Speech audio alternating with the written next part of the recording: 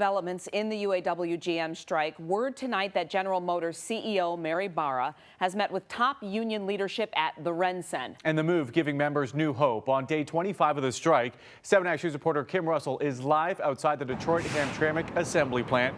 Kim, you've been in communication with people close to this negotiation. What are they telling you? They're telling me the big sticking point right now is about job security, and I translate that to mean, will the plants that are scheduled to close or already closed be saved? We're talking about the Detroit Hamtramck assembly plant. So workers out here that are striking, they are committed because this plant is scheduled to close in January. But still, the question is, how long can workers across GM be expected to continue to strike? These General Motors workers have now been on strike for 25 days. That is 25 days of getting by on $250 a week strike pay. It's not easy. Can you live on $250 a week?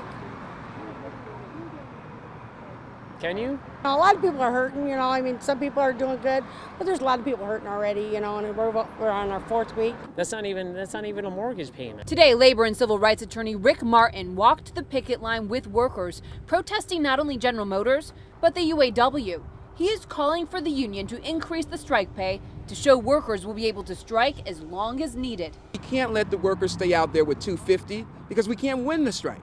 The UAW tells me the membership voted to set the current strike pay level. In January, it is scheduled to increase to $275 a week plus benefits. Right now, there is no plan to increase it. And that is to call a special conference and raise the strike pay up to $750. These workers say while they're struggling, they feel they're doing the right thing. They hope this strike improves work conditions for temporary workers who sometimes work for years at a lower wage without benefits. Are you a temp worker? No, ma'am, I'm not. But yet that's the biggest issue for you.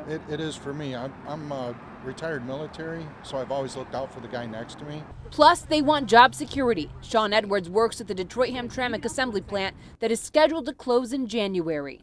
It would be very uncertain if we didn't have the UAW. So, we're standing as one with the UAW, and I'm confident that GM will give us a fair contract.